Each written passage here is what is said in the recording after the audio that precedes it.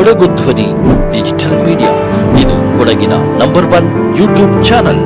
ಈಗ ಮದುವೆ ಎಷ್ಟು ವರ್ಷಕ್ಕೆ ಆಗುತ್ತೆ ಗುರೂಜಿ ಅಂತ ಜಾತಕದಲ್ಲೇ ಬರೆದಿರ್ತಾನೆ. ತುಂಬ ವಾಹನಗಳು ಅಪಘಾತ ಆಗುವಂಥದ್ದು, ಮರಣ ಹೊಂದುವಂಥದ್ದು, ಆ ವಾಹನ ಕೈ ಕೊಡೋದಂತೂ ಕೂಡ ಜಾಸ್ತಿ ಆಗಿರುತ್ತೆ ಅಂತ ಹೇಳ್ತೀನಿ. ಮನೆ ಕೂಡ 3, 6, 8. ಈ ಕಾರ್ಯಕ್ರಮದ ಪ್ರಾಯೋಜಕರು ಶ್ರೀ ಶಂಕರ್ ನಾರಾಯಣ್ ನಂಬೂದರಿ, ದೇವಸ್ಥಾನದ ಅರ್ಚಕರು, ಪಯ್ಯನೂರು, ಕೇರಳ. ಇವರಲ್ಲಿ ಕ್ಯಾಟರಿಂಗ್ ಸೌಲಭ್ಯವಿದ್ದು ಕೇರಳ ಸದ್ಯ ಮಾಡಿಕೊಡಲು ಆರ್ಡರ್ ತೆಗೆದುಕೊಳ್ಳಲಾಗುತ್ತದೆ. ಕ್ಯಾಟರಿಂಗ್ ಆಗಿ ಸಂಪರ್ಕಿಸಿ. ಮೊಬೈಲ್ ಸಂಖ್ಯೆ 9446960809 ಮತ್ತು 9846916279. ಪ್ರಿಯ ವೀಕ್ಷಕರೇ, ಎಲ್ಲರಿಗೂ ನಮಸ್ಕಾರ. ನಾನು ವರ್ಷ. ಕೊಡಗು ಧ್ವನಿ ಡಿಜಿಟಲ್ ಮೀಡಿಯಾ ಜ್ಯೋತಿಷ್ಯ ಕಾರ್ಯಕ್ರಮಕ್ಕೆ ಸ್ವಾಗತ. ಈ ದಿನ ನಾವು ಮನುಷ್ಯನ ಜೀವನದಲ್ಲಿ ಬಹಳಷ್ಟು ಪ್ರಭಾವ ಬೀಳುವ ಸಂಖ್ಯಾಶಾಸ್ತ್ರದ ಮಹತ್ವದ ಬಗ್ಗೆ ಮಾಹಿತಿಗಳನ್ನು ಪಡೆದುಕೊಳ್ಳೋಣ. ಇವತ್ತು ನಮ್ಮ ಜೊತೆ ಇದ್ದಾರೆ ಜ್ಯೋತಿಷ್ಯ ಮತ್ತು ಸಂಖ್ಯಾಶಾಸ್ತ್ರದ ಪ್ರವೀಣ ಶ್ರೀಯುತ ರತೀಶ್ ಅಯ್ಯರ್ ಅವರು. ಎಲ್ಲರಿಗೂ ನಮಸ್ಕಾರ. ನಾನು ಸಂಖ್ಯಾಶಾಸ್ತ್ರಜ್ಞ ರತೀಶ್ ಅಯ್ಯರ್, ನಿಮ್ಮೊಂದಿಗೆ ಕೊಡಗು ಜನತೆಯಲ್ಲಿ ನಿಮ್ಮೊಂದಿಗೆ ನಾನು ಇವತ್ತು ನಿಮಗೆ ಈ ಸಂಖ್ಯಾಶಾಸ್ತ್ರದ ಬಗ್ಗೆ ಏನು ಸಂಖ್ಯೆ ನಂಬರ್ಸ್ ಅಂದರೆ ಏನಂತ ತಿಳಿಸ್ಕೊಡುವ. ಮೊದಲನೇದಾಗಿ ನಂಬರ್ಸ್ 1 ರಿಂದ 9 ನಂಬರ್ ಅಂತ ಬಂದಾಗ 1 ರಿಂದ 9 ಅಂತ ಲೆಕ್ಕ ತಗೊಳ್ತೀವಿ ನಾವು. ಏಕೆಂದರೆ ನವಗ್ರಹಗಳು 9: ಸೂರ್ಯ, ಚಂದ್ರ, ಮಂಗಳ, ಬುಧ, ಗುರು, ಶುಕ್ರ, ಶನಿ, ರಾಹು, ಕೇತು, ಕುಜ. ಈ ಥರ ಮಂಡಲದಲ್ಲಿ 9 ಗ್ರಹಗಳನ್ನ 9. ಹಾಗಾಗಿ 1 ರಿಂದ 9 ನಂಬರ್ಸ್ ತಗೊಂಡು ನಾವು ಇದನ್ನು ಮಾಡ್ಕೋತೀವಿ.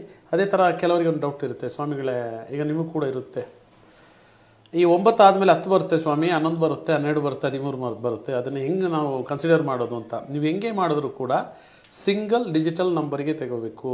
ಈಗ 2 ಅಕ್ಷರ ಬಂದಾಗ 11 ಅಂದಾಗ ನಿಮಗೇನಾಯಿತು ಅಂದಾಗ 1 + 1 22, ನೋಡಿ 1 1 2 12 2 ಈ ಥರ ಬರುತ್ತೆ. 1 + 1 ಎಷ್ಟಂದರೆ 2, 11 2 ಆಯಿತು. 13 ಅಂತ ಬಂದಾಗ 1 + 3 ಅಂದಾಗ 4 ಬರುತ್ತೆ. 4ನೇ ಮನೆ ಬಂದು ರಾಹು ಮನೆ ಅಂತೀವಿ. 2ನೇ ಮನೆ ಬಂದಾಗ ಚಂದ್ರನ ಮನೆ, ಚಂದ್ರನ ಪ್ರಭಾವ ಇದೆ ಅಂತ ಹೇಳ್ತೀವಿ. ಈ ಥರ ಅನೇಕ ಥರನಾದಂತಹ ಸಂಖ್ಯಾಶಾಸ್ತ್ರದಲ್ಲಿ ತುಂಬ ವಿಚಾರಗಳು ತಿಳ್ಕೋಬೇಕು. ಪ್ರತಿಯೊಬ್ಬರಿಗೂ ಸಂಖ್ಯೆಯಲ್ಲೇ ಜೀವನ ಹುಟ್ಟೋದು. ನಾವು ಹುಟ್ಟಿದಾಗ ಪ್ರತಿಯೊಂದು ದಿನ ಬೆಳಗಾಗೋದು ಕೂಡ ನಂಬರಲ್ಲೇ. ನೋಡಿ, ಗಡಿಯಾರದಲ್ಲಿ ಈಗ ಸಮಯ ನೋಡ್ತೀವಲ್ವ, ಬೆಳಿಗ್ಗೆ 6 ಗಂಟೆ 5 ಗಂಟೆ, ಅದು ಕೂಡ ನಂಬರ್ಸು. ಮತ್ತು ಅದು ಆದಮೇಲೆ ನೆಕ್ಸ್ಟ್ ನೀವು ಏನಾದ್ರು ಕೆಲಸ ಮಾಡಬೇಕಾದ್ರೆ ಸಮಯ ನೋಡ್ತೀರ ನೀವು. ಈ ಟೈಮ್ ಚೆನ್ನಾಗಿದೆಯಾ ಗುರೂಜಿ, ಟೈಮ್ ಅಂತಲೇ ಬರೋದಲ್ಲಿ. ಹಾಗಾಗಿ ಟೈಮ್ ಅನ್ನೋದು ಕೂಡ ನಂಬರ್ ಅಂತ ನಾವು ಕನ್ಸಿಡರ್ ಮಾಡ್ತೀವಿ. ಹಾಗಾಗಿ ಈ ನಂಬರ್ಸ್ ಅಂತ ಬಂದಾಗ ಕೆಲವರಿಗೆ ಸಂಖ್ಯಾಶಾಸ್ತ್ರ ಅಂದರೆ ಏನು? ಸಂಖ್ಯಾಶಾಸ್ತ್ರ ಅಂದರೆ ಸಂಖ್ಯೆಗಳನ್ನೇ ಇಟ್ಟು ನಾವು ಪ್ರತಿಪಾದನೆ ಮಾಡಿಕೊಂಡು ನಂಬರಿಂದನೇ ಮಾಡುವಂಥದ್ದು ಸಂಖ್ಯಾಶಾಸ್ತ್ರ. ಸಂಖ್ಯೆಯಲ್ಲಿ ಏನಿದೆ ಅಂತ ಒಂದು ಕ್ವಶನು. ಸಂಖ್ಯೆ ಅಂತ ಬಂದಾಗ ವಾಹನದಲ್ಲೂ ಕೂಡ ನೋಡಿ, ಈಗ ನಂಬರ್ ಬೇಕು, ನಂಬರ್ ಪ್ಲೇಟು ನಂಬರು, ಅದು ಕೂಡ ಸಂಖ್ಯೆ. 1 2 3 4 5 6 7 8 9 ವಾಹನದಲ್ಲೂ ಕೂಡ 9 ಬರೋದು ನಂಬರು. ಯಾವ ಥರ ಕೂಡಿಸಿದ್ರು ಕೂಡ ಸಿಂಗಲ್ ನಂಬರಿಗೆ ಬರುತ್ತೆ, ಡಬಲ್ ಇದ್ದರೂ ಕೂಡ 9 ನಂಬರೇ ಬರುತ್ತೆ.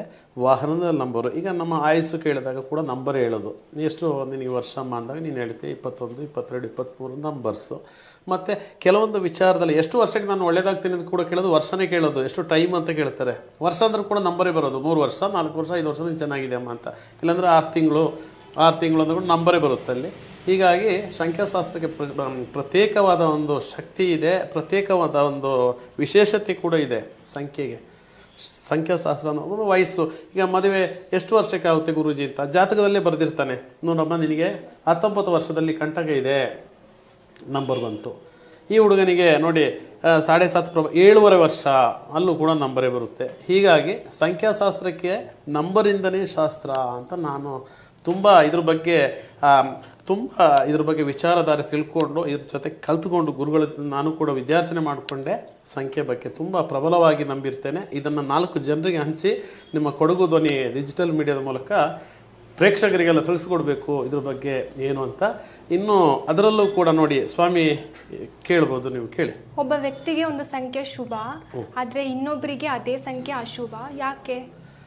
ನೋಡಿ, ಒಬ್ಬರಿಗೆ ನೋಡಿ ನನಗೀಗ 9 ಆಗಿ ಬರುತ್ತೆ, ನಿಮಗೆ 9 ಆಗಿ ಬರೋಲ್ಲ. ಯಾಕೆಂದರೆ ಪ್ರತಿ ಮನುಷ್ಯನ ಹುಟ್ಟಿನ ಸಮಯ ಅಂತ ಬರುತ್ತೆ. ನೀವು ಬೆಳಿಗ್ಗೆ ಸ್ವಾಮಿ ನಾನು 6ವರೆಗೆ ಹುಟ್ಟಿದ್ದೀನಿ ಅಂದರೆ 9 ಕುಜನ ಪ್ರಭಾವ ಅಂತ ಹೇಳೇ ಬಿಡ್ತೀನಿ. ನಾವು ಇಲ್ಲಿ ಕೂತ್ಕೊಂಡು 6, 3, 9 ಕುಜ ಪ್ರಭಾವದಲ್ಲಿ ಹುಟ್ಟಿರ್ತೀರ ನೀವು ಅಂತ. ಹಾಗಾಗಿ ನಿಮಗೆ ವಿವಾಹದಲ್ಲಿ ತಡೆಗಳು ಬರುವಂಥದ್ದು ಕೂಡ ನಾನು ಹೇಳ್ತೀನಿ, ನಂಬರ್ ಅದು. ಹಾಗಾಗಿ ನಿಮಗೆ ಆಗಿಬರಲ್ಲ, ನನ್ನ ನಕ್ಷತ್ರ ಅನುಗುಣವಾಗಿ ನನಗೆ ಆಗಿಬರುತ್ತೆ 9 ಅಂದರೆ 9 ನನಗೆ ಆಗಿಬರುತ್ತೆ, ನಿಮಗೆ ಆಗಿಬರಲ್ಲ. ಅದೇ ಥರ ನಂಬರು ಪ್ರತಿಯೊಬ್ಬರಿಗೂ ಆಗೋದು ಆಗದೇ ಇಲ್ಲದು ಯಾವುದೂ ಇಲ್ಲ. ಎಲ್ರಿಗೂ ನಂಬರ್ ಕೊಡೋದು ಒಂದೇ ಒಂದು ಸಜೆಷನ್ ಅಂದರೆ ನಂಬರಿಂದನೇ ಒಳ್ಳೆಯದು, ನಂಬರಿಂದನೇ ಕೆಟ್ಟದಾಗುವಂಥದ್ದು ಕೂಡ ಇದೆ.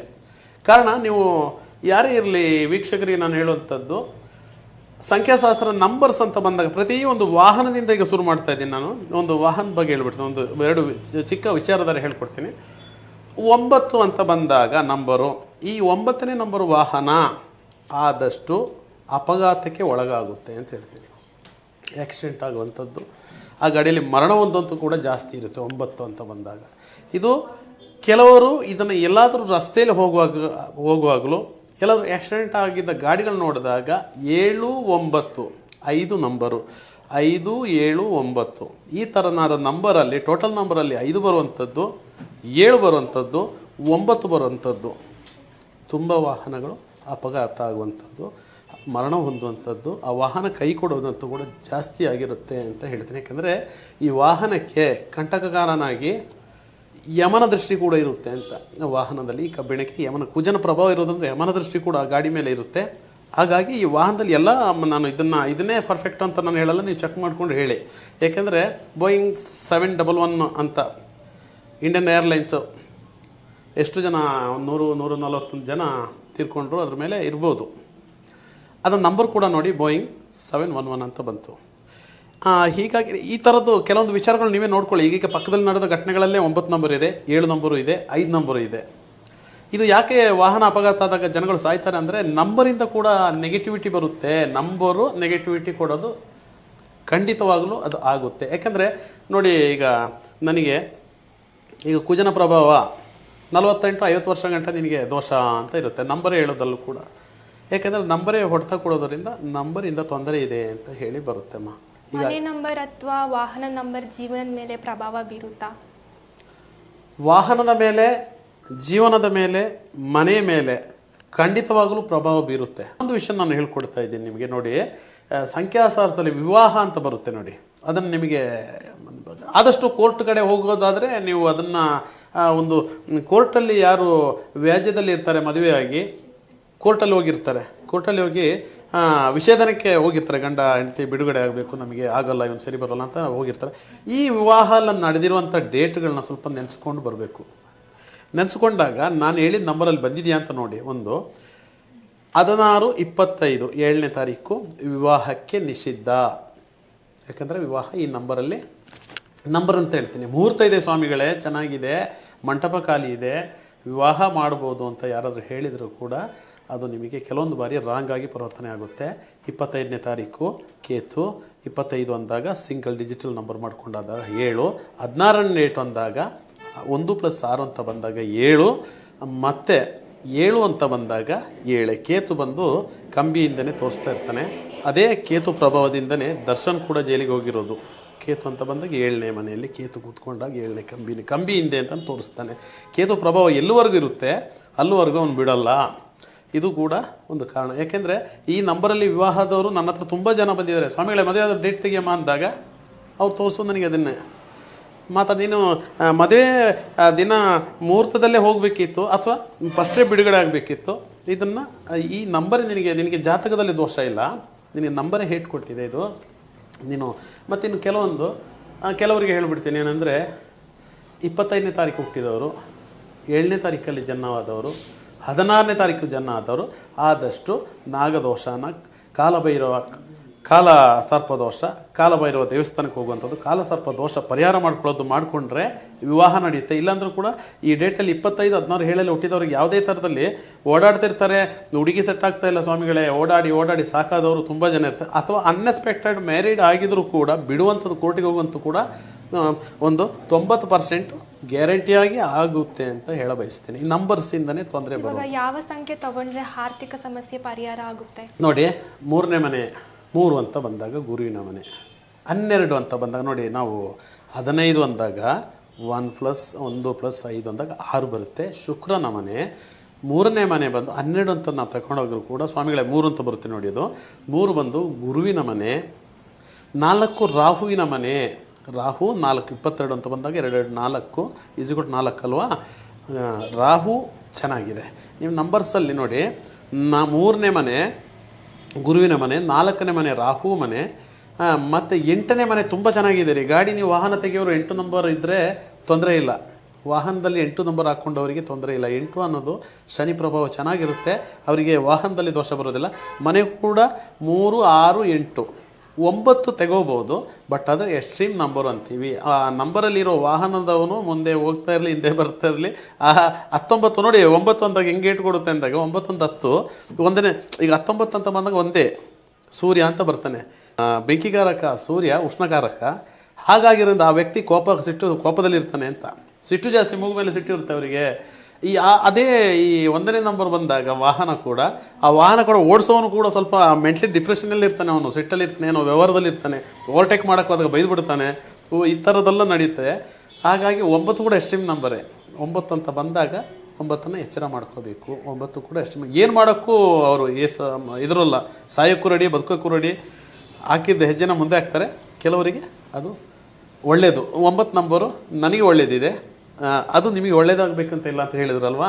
ಈ ಕಾರಣ ಏನಂದರೆ ಇದೆ, ನಿಮ್ಮ ಹುಟ್ಟಿದ ಸಮಯದಲ್ಲಿ 9 ಮ್ಯಾಚಿಂಗ್ ಬಂದಿದ್ದರೆ, 9 ನಂಬರ್ ನನಗೆ ಮ್ಯಾಚಿಂಗ್ ಬಂದಿದೆ, ನನಗೆ ಒಳ್ಳೇದಿದೆ. ನಿಮಗೆ ಮ್ಯಾಚಿಂಗ್ ಬಂದಿಲ್ಲ, 7 ಬಂದು 9 ಬಂದರೆ 16 ಬಂದಾಗ ಮತ್ತೆ ನಿಮಗೆ 9 ಕೈ ಕೊಡ್ತಾನೆ ಅಂತ.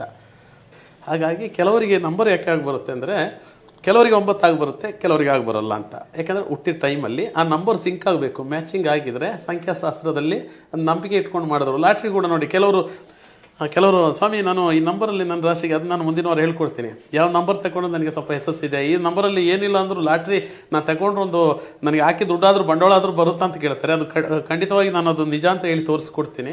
ಗುರುಜಿ, ನಮ್ಮ ಲಕ್ಕಿ ನಂಬರ್ ಯಾವ ಥರ ಕಂಡುಹಿಡ್ಕೋಬಹುದು? ನಿಮ್ಮ ಲಕ್ಕಿ ನಂಬರ್ ಯಾವುದು? ನನ್ನ ಲಕ್ಕಿ ನಂಬರ್ ಬಂದು, ನನ್ನ ಲಕ್ಕಿನೇ 9. ನಾನು ಯಾಕೆಂದರೆ ಒಂದು ಆಂಜನೇಯ ಸ್ವಾಮಿ ಭಕ್ತನಾಗಿ ನನಗೆ ಲಕ್ಕಿ ನಂಬರ್ ಬಂದು 9. ನನ್ನ ಹೆಸರು 6 ಅಂತ ಬಂದಾಗ, ರತೀಶ್ ಅಂತ ಬಂದಾಗ 6 ನಂಬರ್ ಕೂಡ ಲಕ್ಕಿ ನಂಬರ್ 9. ಹಾಗಾಗಿ ನೋಡಿ, 9 ನಂಬರ್ ಯಾಕೆ ನನಗೆ ಒಳ್ಳೇದಾಗ್ತಿದೆ ಅಂದರೆ, 6 ರತೀಶ್ ಅನ್ನೋ ಹೆಸರಿಗೆ ಸಿಂಕ್ ಆಗ್ತಿದೆ 9. 6 ನಂಬರ್ ರತೀಶ್ ಅನ್ನೋದು 6 ನಂಬರ್ ಬಂದು 9 ಆಗಿದ್ದರಿಂದ ನನಗೆ ಸಿನಿಮಾ ರಂಗದಲ್ಲೂ ಕೂಡ ನೋಡಿ, ನಾನು ಈ ಸಿನಿಮಾಕ್ಕೆ ಈ ಸಂಖ್ಯಾಶಾಸ್ತ್ರ ಬಗ್ಗೆ ಹೇಳೋದಕ್ಕೂ ಮುಂಚೆ ನಮ್ಮ ಸಿನಿಮಾದಲ್ಲಿ ಇನ್ನೊಂದು ಸಿನಿಮಾ ಮಾಡ್ತಿದ್ದಾಗ ನಾವು ಅಡ್ವಾನ್ಸ್ ಆಗಿ ನನ್ನ ಕೇರಳದ ಭಾವನ ಕೈಯಲ್ಲಿ, ಶಂಕರನ ನಂಬೂದ್ರಿ ಕೈಯಲ್ಲಿ ಹಣ ಇಸ್ಕೊಂಡು ಸಿನಿಮಾ ಮಾಡೋಕ್ಕೆ ಹೊರಟಾಗ, ನಾನು ಇಲ್ದ ಕಾರಣ ಡೈರೆಕ್ಟ್ರ್ ಹೋಗಿ ದುಡ್ಡು ಇಸ್ಕೊಂಡು ಡೇಟೇ 16. ಆ ಸಿನಿಮಾ ನಿಂತೋಗಿ 3 ವರ್ಷ ಕಥೆನೇ ಬಿಟ್ಟೋಯ್ತದು. ಅಲ್ಲಿಗೆ ತಡೆ ಬಂತದು, ತಡೆ ಆಯಿತು, ಕೇತು ಡೇಟೇ ನೋಡಿ ಏಟು ಕೊಡ್ತು. ಪ್ರತಿ ರಾಶಿಯವರೆಗೂ ಲಕ್ಕಿ ನಂಬರ್ ಯಾವುದು ಅದೊಂದು ಭಾಗನೇ ನಾನು ಹೇಳ್ಕೊಡ್ತಾ ಬರ್ತೀನಿ ನಿಮಗೆ. ಈಗ ಮೇಷರಾಶಿಯಿಂದ ಹಿಡಿದು ಲಾಸ್ಟಿಗೆ ಮೀನರಾಶಿವರೆಗೆ ಇರುವಂತಹ ಲಕ್ಕಿ ನಂಬರ್ಸ್ ನಾನು ಹೇಳ್ಕೊಡ್ತೀನಿ. ಅದನ್ನು ನಾನು ಮುಂದಿನ ಹಂಚಿಕೆಯಲ್ಲಿ ನಾನು ತಿಳಿಸ್ಕೊಡ್ತೀನಿ. ಸಂಖ್ಯಾಶಾಸ್ತ್ರ ಕೇವಲ ಹಿಂದೂ ಧರ್ಮಕ್ಕೆ ಮಾತ್ರ ಸೀಮಿತವೇ ಅಥವಾ ಎಲ್ಲ ಧರ್ಮಕ್ಕೂ ಸೀಮಿತನಾ? ಸಂಖ್ಯೆ ಅಂತ ಬಂದಾಗ ಎಲ್ಲ ಧರ್ಮಕ್ಕೂ ಆಗುತ್ತೆ ಅಮ್ಮ ಇದು. ಏಕೆಂದರೆ ನ್ಯೂಮರಾಲಜಿ ಅಂತೀವಲ್ವಾ, ಈ ನ್ಯೂಮರಾಲಜಿ ಬಂದು ಕ್ರಿಶ್ಚಿಯನ್ ಧರ್ಮ, ಬೌದ್ಧ ಧರ್ಮ, ಹಿಂದೂ ಧರ್ಮ, ಪ್ರಾಚ್ಯರು ಎಲ್ರಿಗೂ ಸೇರಿ ಬರುವಂಥದ್ದೇ, ಒಬ್ಬರಿಗೆ ಅಂತಲ್ಲ, ಎಲ್ರಿಗೂ ನಂಬರ್ಸೇ. ಹಾಗಾಗಿ ನಂಬರೇ ಅನ್ನೋದು ಎಲ್ಲರೂ ಯೂಸ್ ಮಾಡುವಂಥದ್ದೇ. ಹಾಗಾಗಿ ನಂಬರ್ ಎಲ್ರಿಗೂ ಒಂದೇ. ಹಿಂದೂ ಧರ್ಮದಲ್ಲಿ ನಾವು ಏನು ನೋಡ್ತೀವಿ, ಇದನ್ನು ನಾವು ನೋಡ್ತಿದ್ದೀವಿ, ಲಗ್ನ ಕುಂಡಲ ಮ್ಯಾಚಿಂಗ್ ನೋಡ್ತೀವಿ, ಗಳಿಗೆ ನೋಡ್ತೀವಿ, ಮತ್ತು ಹುಟ್ಟಿದ 9 ಗ್ರಹದಿಂದ ನೋಡ್ತೀವಿ. ಈ ಥರ ನಾವು ನೋಡಿದಾಗ ನಂಬರಲ್ಲಿ ಯಾರಿಗೂ ಚೇಂಜ್ ಇಲ್ಲ, ನಂಬರ್ ಎಲ್ರಿಗೂ ಒಂದೇ. ಎಲ್ರಿಗೂ ಎಲ್ಲ ಧರ್ಮದವ್ರಿಗೂ ನಂಬರೇ ಮುಖ್ಯ. ಆದ್ದರಿಂದ ಸಂಖ್ಯಾಶಾಸ್ತ್ರ ಎಲ್ಲ ಜಾತಿ ಧರ್ಮ ವರ್ಗದವ್ರಿಗೂ ಈ ಸಂಖ್ಯೆ ಅಲ್ಲಿ ಸಿಂಕ್ ಆಗುತ್ತೆ, ಲಿಂಕ್ ಇರುತ್ತೆ, ಮತ್ತು ಅದಕ್ಕೆ ಸಂಬಂಧ ಇರುತ್ತೆ ಅಂತ ಯಾರಿಗೂ ಇದು ಬಿಟ್ಟುಕೊಡುವಂಥದ್ದು. ಹಿಂದೂ ಧರ್ಮಕ್ಕೂ ಅಂತ ಇಲ್ಲ, ಎಲ್ರಿಗೂ ಸೇರಿ ನಂಬರೇ ಅದು ಪ್ರಭಾವ ಕೊಟ್ಟೇ ಕೊಡುತ್ತೆ. ಇವಾಗ ಡೇಟ್ ಆಫ್ ಬರ್ತ್ 5, 7, 9 ಈ ಡೇಟ್ನಲ್ಲಿ ಜನಿಸಿದವ್ರಿಗೆ ಪರಿಹಾರ? 5, 7, 9 ಅಂತ ಬಂದಾಗ 7ರಲ್ಲಿ ಜನನ ಅಂದಾಗ 5ರಲ್ಲಿ ಬೃಹಸ್ಪತಿ, ಅವನು ಸ್ವಲ್ಪ ಒಂದು ಹಂತಕ್ಕೆ ವಿದ್ಯೆಯಲ್ಲಿ ಮಂದ, ಶಾಲೆಯಲ್ಲಿ ಕೂರಲ್ಲ. ಈ 5 ನಂಬರ್ ಅವನು ತುಂಬ ಮನೆಯಲ್ಲಿ ಚಂಡಿ ಹಿಡಿತಾನೆ, ತಂದೆ ತಾಯಿ ಹೇಳಿದ ಮಾತು ಕೇಳಲ್ಲ, ಸ್ಕೂಲ್ಗೆ ತುಂಬ ಬೃಹಸ್ಪತಿ ಪ್ರಭಾ. ಅದಕ್ಕೆ ಏನು ಮಾಡಬೇಕಂದ್ರೆ ನಾನು ಅದನ್ನು ಬೃಹಸ್ಪತಿ ಅಂದಾಗ ಆದಷ್ಟು ವಿನಾಯಕನ ದೇವಸ್ಥಾನ, ಮಹಾಗಣಪತಿ ದೇವಸ್ಥಾನ, ವಿದ್ಯಾರ್ಚನೆ, ವಿದ್ಯಾದೇವಿ ಮಾತೆ, ಶಾರದಾಂಬೆ ಸರಸ್ವತಿ ದೇವಸ್ಥಾನ, ಶಾರದಾ ಪೀಠಕ್ಕೆ ಹೋಗುವಂಥದ್ದು. ಅಲ್ಲಿ ಅಕ್ಷತೆಯಲ್ಲಿ ಅಕ್ಷರ ಬರೆಸ್ಬೇಕು. ಅಕ್ಷತೆಯಲ್ಲಿ ಅಕ್ಷರದಲ್ಲಿ ಅವನ ನಂಬರ್ ಯಾವುದಿದೆ ಅಷ್ಟು ಅಕ್ಕಿ ಕಾಳಲ್ಲಿ ಅಲ್ಲಿ ದಾನ ಕೊಟ್ಟು, ಅಲ್ಲಿಂದ ಅಕ್ಕಿಯಲ್ಲಿ ಗುರುಗಳ ಕೈಯಲ್ಲಿ ಶಾರದಾ ಪೀಠದಲ್ಲಿ, ಶಾರದಾಂಬೆಯ ಪೀಠದಲ್ಲಿ ಗುರುಗಳಿರ್ತಾರೆ, ಅವ್ರ ಕೈಲಿ ಅಕ್ಷತೆಯಲ್ಲಿ ನಂಬರ್ಸ್ ಬರ್ಸಿದಾಗ ಅವನಿಗೆ ಆ ದೋಷ ಪರಿಹಾರ ಆಗುತ್ತೆ, ವಿದ್ಯಾದೋಷ. ಯಾಕೆ ಬೃಹಸ್ಪತಿ ಆಟ ಆಡಿಸ್ತಾನೆ, ಬುಧ ಬೃಹಸ್ಪತಿ ಅಂತೀವಿ, ಅವ್ನು ಸ್ವಲ್ಪ ಆಟ ಆಡಿಸ್ತಾನೆ ಅದರಿಂದ. ಹಾಗೆ ಮತ್ತು 7 ಅಂತ ಬಂದಾಗ ಅವನು ಹುಟ್ಲಿಕ್ಕೊಂದು ಕಾರಣ ಇರುತ್ತೆ, ಆ ನಂಬರ್ 7 ಅನ್ನೋದು. ಯಾಕೆ ಗೊತ್ತಂದರೆ 7ನೇ ನಂಬರಲ್ಲಿ ಹುಟ್ಟಿದವನಿಗೆ ವಂಶ ಪಾರಂಪರಿಕವಾಗಿ ಬರುವಂಥ ನಾಗದೋಷದಿಂದ ಕೂಡ ಈ ನಂಬರಲ್ಲಿ ಹುಟ್ಟಿರ್ತಾನೆ ಇವ ಅಂತ. ನಾಗದೋಷಕ್ಕೆ ಒಳಗಾಗಿದ್ದ ಫ್ಯಾಮಿಲಿ ಆಗಿದ್ದರೆ ಆ ನಂಬರಲ್ಲೇ ಅವನು ಹುಟ್ಟಿರ್ತಾನೆ. ಯಾಕೆಂದರೆ ನಾಗದೋಷ. ಕೇತು ಕೂಡ ರಾಹು ಬಂದು ತಲೆ, ಬಾಲ ಬಂದು ಕೇತು ಅಂತಲೇ ಹೇಳೋದು, ಅದೆರಡು ಒಂದೇ. ರಾಹು ಬಂದು ತಲೆ ಶಿರ, ಕೇತು ಬಂದು ಬಾಲ ಅಂತೀವಿ. ಹಾಗಾಗಿ ಅದು ಕೂಡ ಇವರಿಗೆ ಹೆಟ್ಟು ಕೊಡುತ್ತೆ. ಹಾಗಾಗಿ ಕೇತು 7ನೇ ನಂಬರಲ್ಲಿ ಕೇತು ಕೂತ್ಕೊಂಡಿರೋದ್ರಿಂದ ವಿವಾಹದಲ್ಲಿ ಸರ್ಪದೋಷ ಇದೆ, ಕಾಲಸರ್ಪದೋಷ ಇದೆ, ಇವನಿಗೆ ನಾಗದೋಷ ಇದೆ, ಇವನಿಗೆ ಮಾಂಗಲ್ಯ ದೋಷ ಇದೆ. ಕೇರಳದಲ್ಲಾದರೆ ಮಂಗಳವಾರ, ಅದು ಮಂಗಳವಾರ ಹುಟ್ಟುಬಿಟ್ರೆ ಚೆವ್ವ ದೋಷ ಅಂತೀವಿ, ಮಂಗಳ ದೋಷ ಅಂತಾರೆ. ಈ ಥರ ದೋಷಗಳು ಇವರಿಗೆ ಸಿಂಕ್ ಆಗಿರುತ್ತೆ. ಅದಕ್ಕೆ ಪರಿಹಾರ ಅಂದರೆ ಆದಷ್ಟು ಕಾಲಸರ್ಪ ದೋಷವನ್ನು ತೆಗೆಸಿಕೊಳ್ಳೋದು 7ನೇ ನಂಬರಲ್ಲಿ ಹುಟ್ಟಿದವರಿಗೆ. ಮತ್ತು ಒಂದು ನಂಬರ್ ಹೇಳಿದ್ರಿ ಹೇಳಿ, 5, 7, 9 ಅಂದಾಗ ಅದು ಸ್ವಲ್ಪ ಎಕ್ಸ್ಟ್ರೀಮ್ ನಂಬರೇ ಅಮ್ಮ. ಯಾಕೆಂದರೆ 9 ಅವರಿಗೆ ಅದನ್ನು ಹೇಳಿಬಿಡ್ತೀನಿ, ಅವರಿಗೆ ಹಾರ್ಟಿಗೆ ಸಂಬಂಧಪಟ್ಟಂಥ ವ್ಯಾಧಿ ಇರುತ್ತೆ, ಹಾರ್ಟಿಗೆ ಹಾರ್ಟ್ ಅಟ್ಯಾಕ್ ಆಗುವಂಥದ್ದು. 9 ಎಕ್ಸ್ಟ್ರೀಮ್ ನಂಬರೇ ಅದು, ಏನು ಬೇಕಾದ್ರೂ ಮಾಡ್ತಾರೆ ಅವರು ಅಂತ. ಹಾಗಾಗಿ ಆದಷ್ಟು ಹನುಮಾನ್ ಸ್ವಾಮಿ ದೇವಸ್ಥಾನಕ್ಕೆ ಹೋಗಬೇಕು ಇವರು. ಹನುಮಾನ್ ಚಾಲೀಸ್ ಮಾಡುವಂಥದ್ದು, ಸ್ಫಟನೆ ಮಾಡುವಂಥದ್ದು ಮಾಡಿದ್ರೆ ಉತ್ತಮ ಅಂತ. 6 ನಂಬರು ತುಂಬ ವೃದ್ಧಿ ಕೊಡುವಂಥದ್ದೇ, 6 ಅಕ್ಷರ. ಅದು ನಾನು ಈಗಾಗಲೇ ರಿಷಬ್ ಶೆಟ್ಟಿ ವಿಷಯದಲ್ಲೂ ಅದು ಕೂಡ ಕರೆಕ್ಟ್ ಇದೆ ಅಂತಲೇ ಹೇಳಿದರೆ. ಯಾಕೆಂದರೆ ನನಗೆ ಗೊತ್ತು, ಈ ಹೆಸರಲ್ಲಿ ಬದಲಾವಣೆ ಮಾಡಿಕೊಂಡ್ರೆ ನನ್ನ ಜೀವನ ಒಳ್ಳೆಯದಾಗುತ್ತೆ ಅಂದರೆ ಅದು ಕೂಡ ಕರೆಕ್ಟೇ. ಹೆಸರು 9 ನಂಬರ್ ಬಂದಾಗ ಅವನು ಎಲ್ಲದಕ್ಕೂ ರೆಡಿ ಇರ್ತಾನೆ ಅಂತ ಕೂಡ ಹೇಳ್ಬೋದು. ಹಾಗಾಗಿ ಹೆಸರಲ್ಲೂ ನಂಬರಲ್ಲೂ ನನ್ನ ನೋಡಿ, ಹೆಸರು 6 ಅಕ್ಷರಕ್ಕೆ 9 ಸಿಂಕ್ ಆಗಿದೆ. ಹಾಗಾಗಿ ನಾನು ಚಿತ್ರರಂಗದಲ್ಲೂ ಕೂಡ ಇದ್ದಾಗ ನನಗೆ ಯಶಸ್ಸೇ ತಂದು ಕೊಟ್ಟಿದೆ. ಮೊದಲೇ ಸಿನಿಮಾ ಆದರೂ ಕೂಡ ಎಲ್ಲೋ ಕಷ್ಟಪಟ್ಟಿದ್ವಿ, ಬಟ್ ಆದರೆ ಒಂದು ಹೆಸರು ಉಳಿಸ್ಕೊಂಡೇ ಹೋಗಿದೆ ಅದು ಅಂತ, ಕೈ ಬಿಟ್ಟಿಲ್ಲ. ಈಗೆಲ್ಲ ಇದೆ. ಹಾಗಾಗಿ ಸಂಖ್ಯಾಶಾಸ್ತ್ರ ಪರಿಪೂರ್ಣವಾಗಿ ನಂಬಬೇಕು.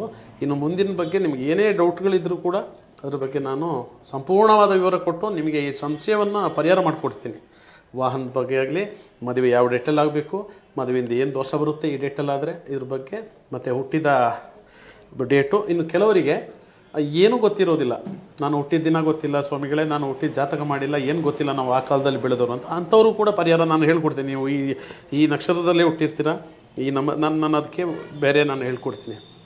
ಅವ್ರ ಬಾಯಲ್ಲೇ ಸಂಖ್ಯೆ ಕೇಳಿಕೊಂಡು ಅದಕ್ಕೆ ತಕ್ಕನಾಗಿ ಇಲ್ಲಿ ಉತ್ತರ ಸಿಗುತ್ತೆ.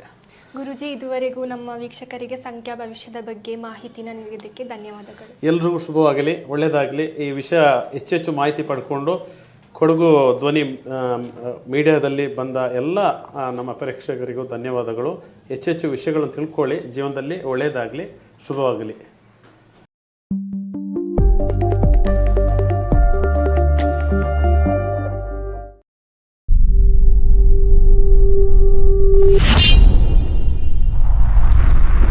ಕೊಡಗು ಧ್ವನಿ ಡಿಜಿಟಲ್ ಮೀಡಿಯಾ, ಇದು ಕೊಡಗಿನ ನಂಬರ್ 1 ಯೂಟ್ಯೂಬ್ ಚಾನಲ್.